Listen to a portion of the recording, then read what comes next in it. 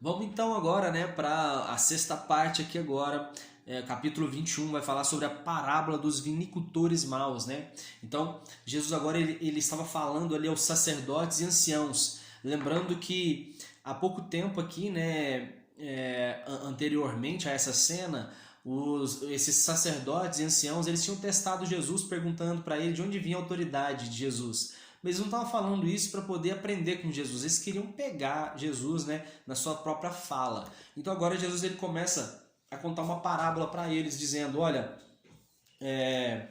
um homem ele plantou uma videira, né, ergueu uma cerca ao redor, construiu um tanque de prensar uvas e edificou uma torre.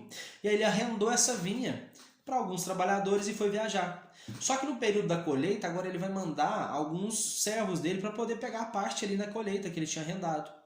Só que esses lavradores, eles vão pegar e vão pegar esse grupo que foi enviado ali pelo rei e espancar ele, pelo dono, né, pelo dono da vinha, e vão espancar eles.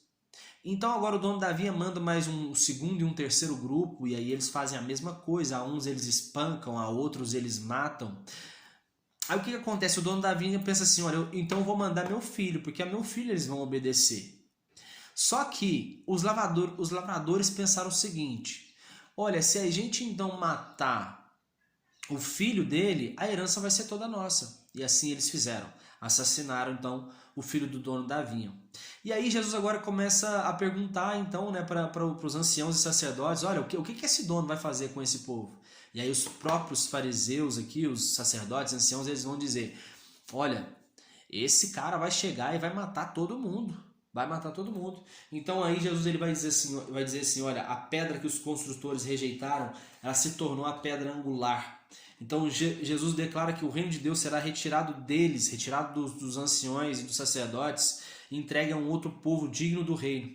Então aí com isso eles ficaram irados, né, e procuraram um meio de prender Jesus. Só que como muita gente ali tinha Jesus como um grande profeta, aí eles tiveram, né, que procurar um outro plano para não pegar Jesus em público.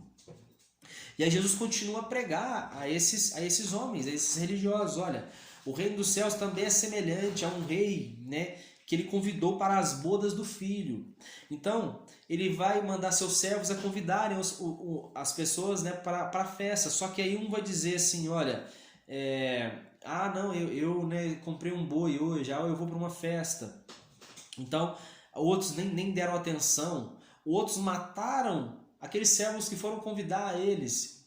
E aí acontece que o rei enviou o seu exército e aniquilou todos os criminosos e incendiou toda aquela cidade.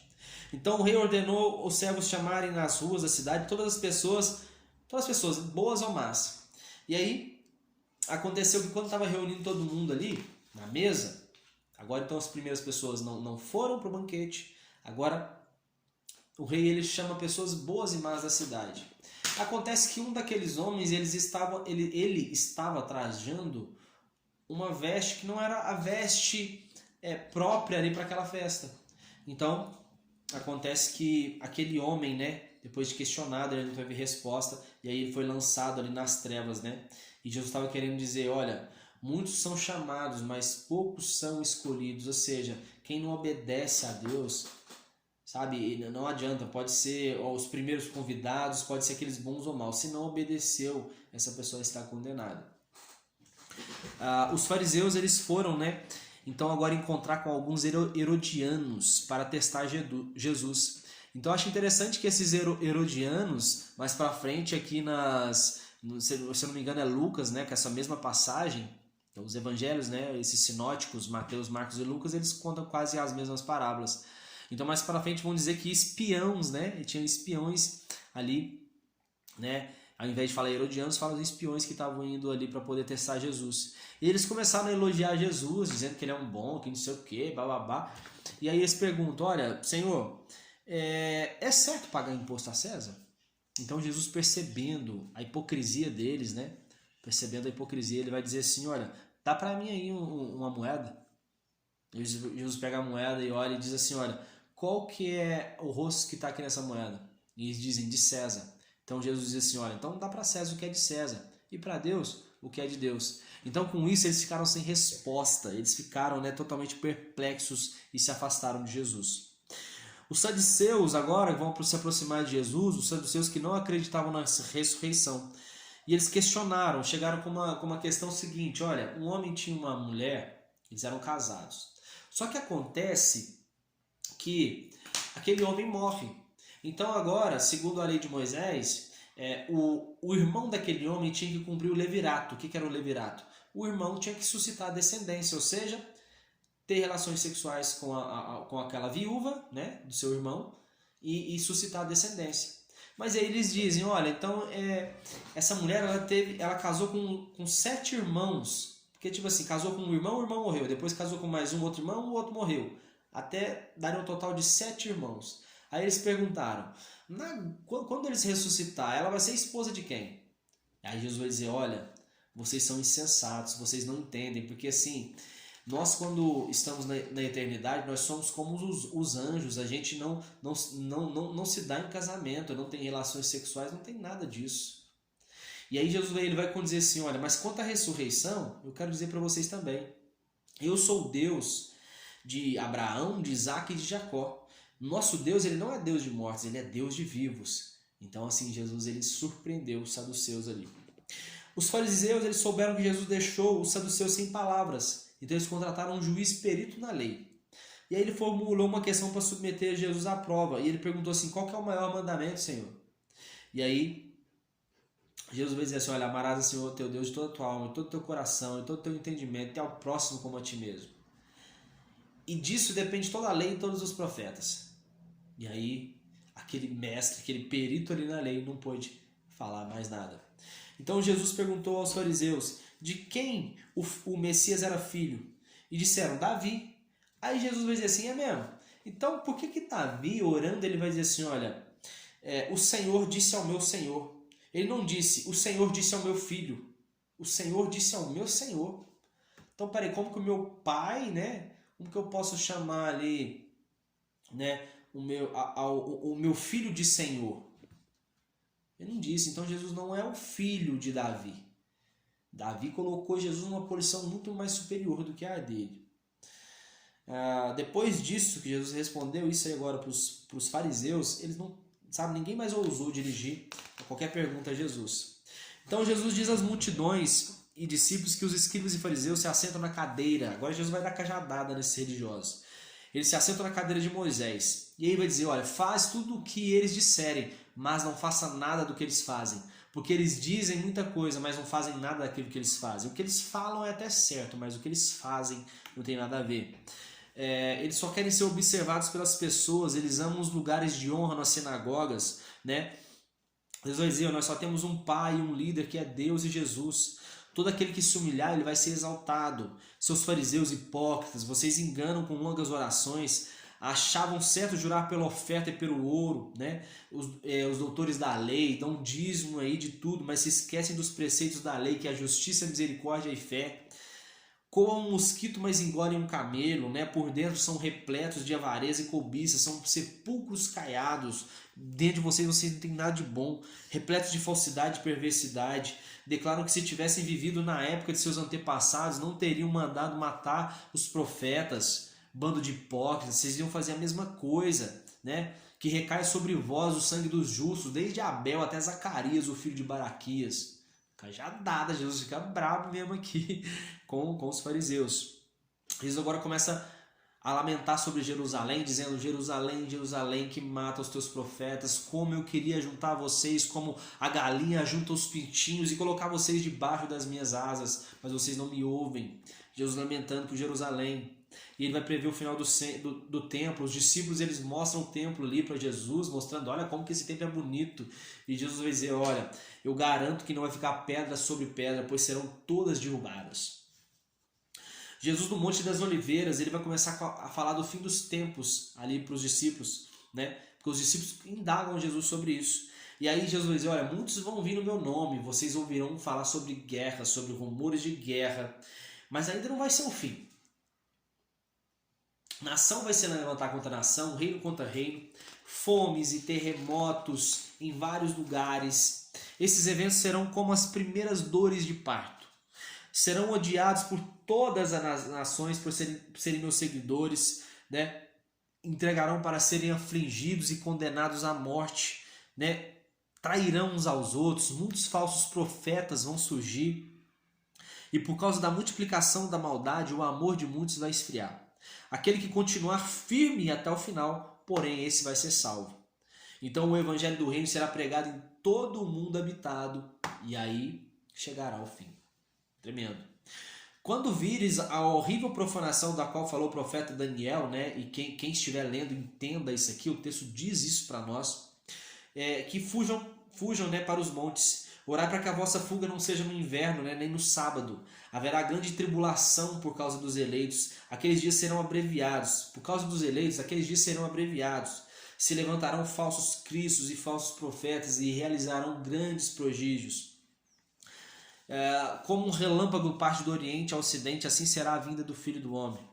Então, imediatamente após o tormento daqueles dias, o sol se escurecerá. Após o tormento daquele dia, após passar tudo isso que a gente falou, terremotos, fome, pestes, perseguições, condenações por seguirem a Jesus, aí depois desse dia vai acontecer eventos no céu, que o sol não vai dar a sua luz, as estrelas não vão dar o seu brilho, a lua não vai dar seu brilho, né? Então as estrelas cairão do céu, todos esses sinais acontecerão depois desse tempo. Todos verão. Aí depois disso que acontecer isso, aí agora nesse texto aqui de Mateus dá para entender que a igreja vai passar pela tribulação. Vai passar pela tribulação porque agora que vai começar a dizer que, olha, depois que acontecer tudo isso que a gente acabou de falar, vai aparecer esses sinais no céu e agora surgirá no céu o sinal do Filho do Homem. Todos verão ele nas nuvens com poder e glória.